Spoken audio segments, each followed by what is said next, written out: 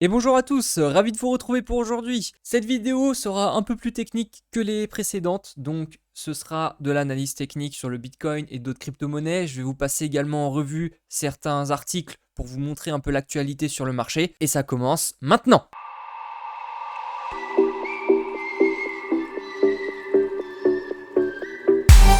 On commence aujourd'hui avec le Scalpex Index. Donc nous sommes avec un Crypto Fear and Greed dans la peur, toujours. Le Social Index à fond sur Up et le Market Order Flow plutôt en recherche de vente. Effectivement, nous ne passons pas cette fameuse zone des 50 000. Nous sommes encore en range. Donc c'est-à-dire que nous fluctuons entre un point bas qui est autour des 45 000 dollars, à peu près 45 500, et les 50 000. Mais je vous montrerai ça tout à l'heure sur l'analyse technique. Une première information concernant la régulation des crypto-monnaies pour l'Estonie. Donc ce pays qui voulait interdire totalement les crypto-monnaies, en fait, a revu son jugement et tout simplement, les crypto-monnaies seront autorisées, mais il y aura une régulation. Donc, qui dit régulation dit que c'est bon, puisque les personnes pourront rentrer plus facilement et il n'y aura pas de contraintes, alors que si nous supprimons ou nous interdisons totalement les crypto-monnaies, cela va réduire le nombre d'utilisateurs et donc, évidemment, ce n'est pas bon pour nous. Et je vais également vous passer cette information concernant Coinbase, donc la fameuse plateforme. Vous pouvez regarder la vidéo que j'ai faite dessus il y a peu.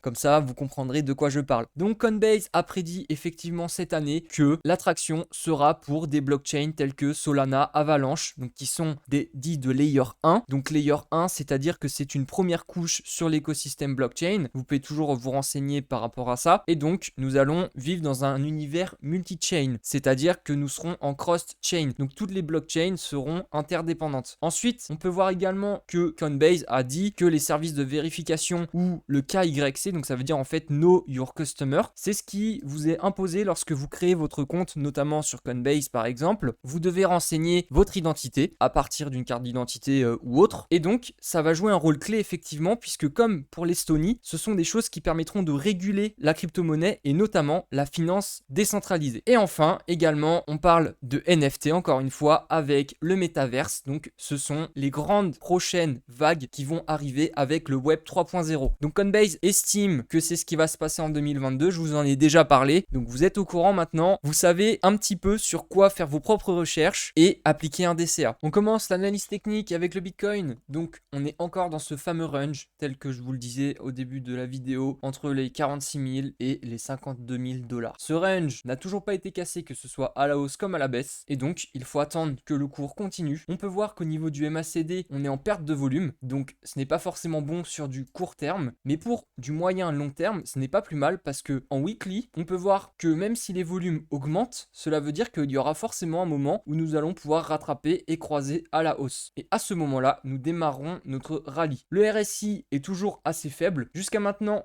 à chaque fois que nous avons eu un RSI au-delà de 40, nous étions encore en bull market. Donc, pas d'inquiétude pour le moment, il n'y a pas de signe alarmant. On peut également regarder au niveau de Ishimoku, donc cet indicateur qui montre un nuage, et ce nuage est encore en dessous du cours. Donc pour le moment, nous ne sommes pas en bear market. J'aimerais ensuite vous passer une crypto-monnaie avec un petit peu de son écosystème. Donc je parle de Atom Cosmos. Vous en avez peut-être entendu parler dernièrement. Actuellement, on est en train de flirter avec son ancien plus haut. Le jour où nous allons justement casser ce point haut autour des 45 dollars, eh bien, le cours va continuer de monter parce que souvent, certaines personnes jouent justement sur la cassure de l'ancien plus haut, donc dans l'ancienne ATH. Et donc, si nous cassons 45 dollars, le cours peut continuer de monter tranquillement jusqu'à 60 ou 70 dollars avant un gros retracement. On est en train de rentrer en surachat, donc au-delà des 70 au RSI. Souvent, lorsque nous passons les 70, ce n'est pas pour s'arrêter tout de suite. C'est souvent pour atteindre justement un 80, 85, voire 90 en points. Donc, regardez le RSI en journalier. Si jamais nous atteignons 80, 85, il faudra peut-être commencer à vendre puisque nous allons subir une correction. On peut quand même remarquer que nous avons fait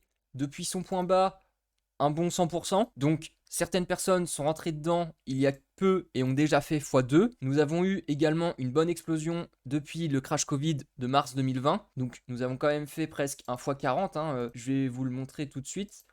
Nous étions autour des 1 dollar. Donc, on est à peu près à 365%. Ça reste une explosion du cours. Vous ne pourrez pas faire un x40 comme nous avons pu avoir depuis le crash Covid. Peut-être un x2, x3 maximum. Ce sera à la limite le grand maximum étant donné la market capitalisation de Atom. Au début, je vous disais que j'allais parler de l'écosystème donc de Cosmos, Atom, et donc là, je vous présente Kava. Kava étant une crypto-monnaie et un projet qui fonctionne justement sur la blockchain de Cosmos. Le projet de Kava est tout simplement une plateforme de prêt décentralisée, c'est-à-dire que vous pouvez déposer vos crypto-monnaies, les mettre à la disposition de chacun et ensuite avoir un rendement. Donc Kava actuellement a réussi à casser la résistance autour des 4,80 $. Si la bougie clôture au-delà des 4,80, cela veut dire que nous avons cassé cette fameuse résistance donc des 4,80 et peut-être que nous pourrons ensuite continuer vers la prochaine résistance autour des 7 $.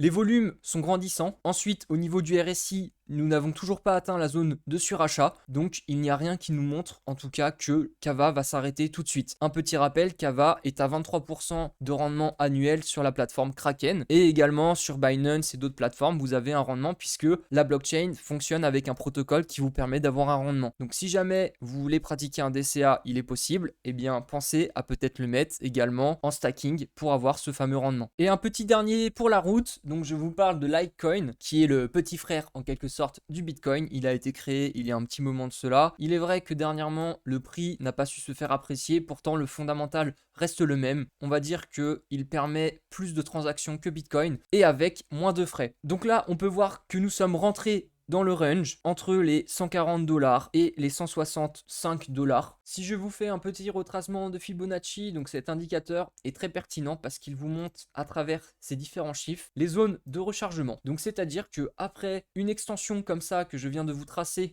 cela vous montre en fait la vague que nous avons eue dernièrement avant de casser à la baisse. Et donc, lorsque nous nous trouvons entre les 0,382 et les 0,236, cela montre que nous avons atteint une zone de rechargement long terme. Donc, il est peut-être intéressant de pratiquer un DCA sur le Litecoin, sachant que, mine de rien, nous avons un ATH récent, en tout cas autour des 292, et même un ATH total autour des 400 $. Donc, on a une possibilité de faire au moins x3. Et je finirai aujourd'hui avec la présentation de la Bitcoin Dominance. Donc nous avons passé la valeur symbolique des 40%. Elle chute continuellement, donc cela va forcément être bon pour les alts, puisque lorsque la Bitcoin Dominance descend, l'argent se transfère souvent du Bitcoin vers les autres crypto-monnaies. Donc cela veut dire que pour le moment, les autres crypto-monnaies vont surperformer le Bitcoin. Donc c'est terminé pour aujourd'hui. Je vous remercie d'avoir écouté cette vidéo. N'hésitez pas à vous abonner et à lâcher un petit commentaire. Ciao ciao.